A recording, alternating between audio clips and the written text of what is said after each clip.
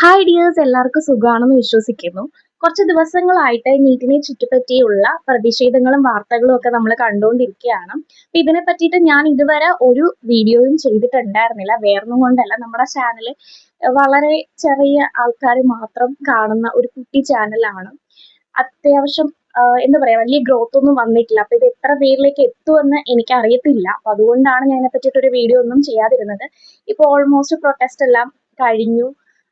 എന്താ പറയാ, കുട്ടികൾ ആവശ്യപ്പെട്ടതുപോലെ കാര്യങ്ങളൊക്കെ നടന്നിട്ടുണ്ട്.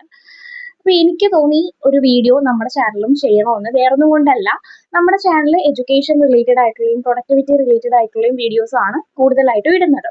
അപ്പോൾ നീറ്റ് പരീക്ഷയിൽ നടന്ന ക്രമക്കേടുകള്, ക്വസ്റ്റ്യൻ പേപ്പർ ലീക്ക് ആവുന്നത്, അതിനെ തുടർന്നുണ്ടായ പ്രതിഷേധങ്ങള്, പിന്നീട് റീ എക്സാം നടത്തിയത്, അപ്പൊ ഇതെല്ലാം നമ്മൾ അറിഞ്ഞ കാര്യങ്ങളാണ്. അപ്പോൾ ഒരു ദേശീയതല പരീക്ഷയിൽ ഇങ്ങനെ ക്വസ്റ്റ്യൻ പേപ്പർ ലീക്ക് ചെയ്ത്, അല്ലെങ്കിൽ ഇത്രയും ഒരു കെയർലെസ് ആയിട്ട് ഒരു എക്സാം കണ്ടക്ട് ചെയ്യുന്നത് വളരെ വിഷമകരമായിട്ടുള്ള ഒരു കാര്യമാണ്. വ്യക്തിപരമായിട്ട് എനിക്ക് അങ്ങനെയാണ് തോന്നിയിട്ടുണ്ടായിരുന്നത്. അതുപോലെ എന്നെ ചിന്തിപ്പിക്കുന്നത് അപ്പോൾ നീറ്റ് എക്സാമിന്റെ എൻട്രൻസ് വഴി പല കുട്ടികളും ആഗ്രഹിക്കുന്നത് MBBS തന്നെയായിരിക്കും. മറ്റു തസ്തികകൾ നോക്കുന്നവരുണ്ട്, എന്നാലും മോസ്റ്റ് ഓഫ് ദ സ്റ്റുഡൻസും എയിം ചെയ്യുന്നത് MBBS തന്നെയായിരിക്കും. അപ്പോൾ മെഡിസിൻ പോലെ ഒരു മേഖലയിലേക്ക് പഠിക്കാൻ വരുന്ന കുട്ടികൾ നമ്മുടെ നാളത്തെ ഡോക്ടർമാരാണ്. അപ്പോൾ അവർക്ക് അറിവ് മാത്രമല്ല, സത്യസന്ധതയും അത്യാവശ്യമായിട്ടുള്ള ഒരു കാര്യമാണ്. ഇങ്ങനെയുള്ള ക്രമക്കേടുകൾ നടക്കുന്നതിലൂടെ നമുക്ക് ലഭിക്കേണ്ട കുറേയധികം നല്ല ഡോക്ടർമാരെയാണ് നമുക്ക് നഷ്ടപ്പെട്ടു പോകുന്നത്. ഒന്ന് ആലോചിച്ച് നോക്കുക. 28 ലക്ഷം, 48 ലക്ഷം, അങ്ങനെ എത്ര ലക്ഷങ്ങളാണോ പറയുന്നത്, ആ ലക്ഷങ്ങൾക്ക് ക്വസ്റ്റ്യൻ പേപ്പർ മേടിച്ച് ആ ക്വസ്റ്റ്യൻ പേപ്പർ വെച്ച് പഠിച്ച് എക്സാം എഴുതി ഒരു റാങ്കിൽ വന്ന് MBBS കയറിയിരുന്ന് പഠിക്കുന്ന കുട്ടികൾ നാളെ ഒരു ഡോക്ടർ ആവുകയാണെന്നുണ്ടെങ്കിൽ നിങ്ങളൊന്ന് ആലോചിച്ച് നോക്കിക്കഴിഞ്ഞാൽ ഇപ്പൊ തന്നെ എത്രയോ ക്രമക്കേടുകൾ നമ്മൾ മെഡിസിൻ ഫീൽഡിൽ കാണുന്നുണ്ട്. അപ്പൊ നാളെ നമ്മുടെ ജീവനുകൾ അവരുടെ കയ്യിലേക്കാണ്. അപ്പോൾ ഇങ്ങനെയുള്ള ആൾക്കാരാണ് ഈ ഒരു മേഖലയിലേക്ക് നാളെ ഒരു ഡോക്ടറായിട്ട് വരുന്നതെങ്കിൽ നമ്മുടെയൊക്കെ ജീവന്റെ വില എങ്ങനെയായിരിക്കും? നമ്മൾ എന്ത് വിശ്വസിച്ചായിരിക്കും അവരുടെ മുമ്പിൽ പോയിരിക്കാം? ഒന്ന് ആലോചിച്ച് നോക്കിക്കഴിഞ്ഞാൽ അറിയാം, ഒരു 5 വർഷത്തെ MBBS കൊണ്ട് മാത്രം ഒരിക്കലും ആർക്കും ഒരു ഡോക്ടർ ആവാൻ പറ്റില്ല. പിന്നീട് അവർ പ്രാക്ടീസ് ചെയ്യണം നല്ലൊരു ഡോക്ടറിന്റെ കീഴിൽ. പിന്നെ സ്പെഷ്യലൈസേഷൻ ഉണ്ടെങ്കിൽ ഏകദേശം ഒരു 2, 2.5, 3 വർഷത്തോളം സ്പെഷ്യലൈസേഷൻ ചെയ്യണം. അപ്പൊ ഞാൻ പ്രഗ്നന്റ് ആണ്. ഞാൻ ഗൈനക്കോളജിസ്റ്റിനെ അല്ലെങ്കിൽ ഒബ്സ്റ്ററ്റിക്സിൽ കാണിക്കാൻ പോകുന്ന ഒരാളാണ്. അപ്പൊ ഞാനൊരു നല്ലൊരു ഡോക്ടറിന്റെ ഒരു ക്വാളിഫിക്കേഷൻ നോക്കുന്ന സമയത്ത് പുള്ളിക്കാരി ആ ക്വാളിഫിക്കേഷൻ മാത്രം പുള്ളിക്കാരി ഏകദേശം ഒരു 8, 8.5, 9 വർഷത്തോളം പഠിച്ചായിരിക്കും നേടിയത്. ഇതിന്റെ ഇടയ്ക്ക് എത്രയോ പ്രാവശ്യം സീനിയർ ഡോക്ടേഴ്സിന്റെ കീഴിൽ പുള്ളിക്കാരി പ്രാക്ടീസിന് പോയിട്ടുണ്ടായിരിക്കും.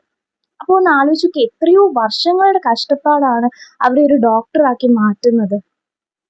അത് മാത്രമല്ല, ഒരു ഡോക്ടർ ആയിട്ട് കാര്യമില്ല, നമുക്കൊരു വിശ്വാസം വേണം. നമ്മൾ കാണിക്കുന്ന ഡോക്ടറിന്റെ അടുത്ത് നമുക്ക് പേഴ്സണലി ഒരു വിശ്വാസവും കൂടി ഉണ്ടാവണം. അപ്പോൾ ഇങ്ങനെ ക്രമക്കേടുകളിലൂടെ വരുന്ന ഒരാളിൽ നിന്ന് ഒരിക്കലും നമുക്ക് നല്ലൊരു ഡോക്ടറിനെ കിട്ടില്ല. നല്ല ഡോക്ടർ ആവേണ്ട ആൾക്കാർ എന്ത് ചെയ്യും?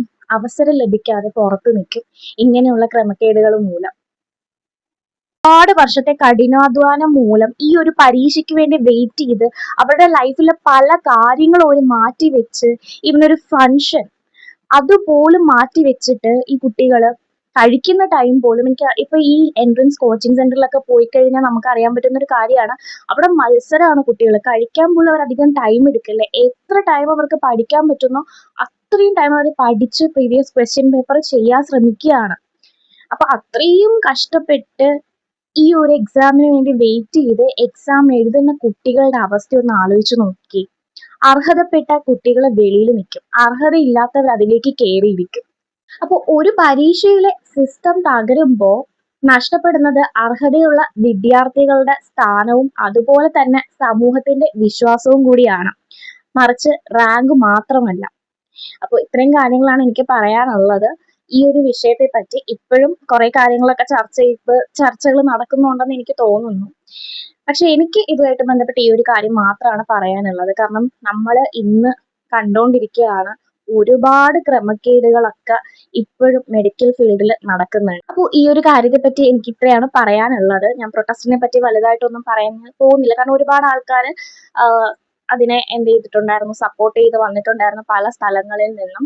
അപ്പൊ അതിനെപ്പറ്റി ഞാൻ വലുതായിട്ട് പറയുന്നില്ല. എനിക്ക് ഏറ്റവും കൂടുതൽ ഞാൻ ചിന്തിച്ചൊരു കാര്യം ഇതായിരുന്നു. അപ്പൊ നിങ്ങളുടെ അഭിപ്രായം എന്താണെന്നുള്ളത് എനിക്ക് കമന്റ് ബോക്സിൽ ഒന്ന് രേഖപ്പെടുത്താം. അപ്പൊ അടുത്ത വീഡിയോയിൽ കാണാം. ടാറ്റാ.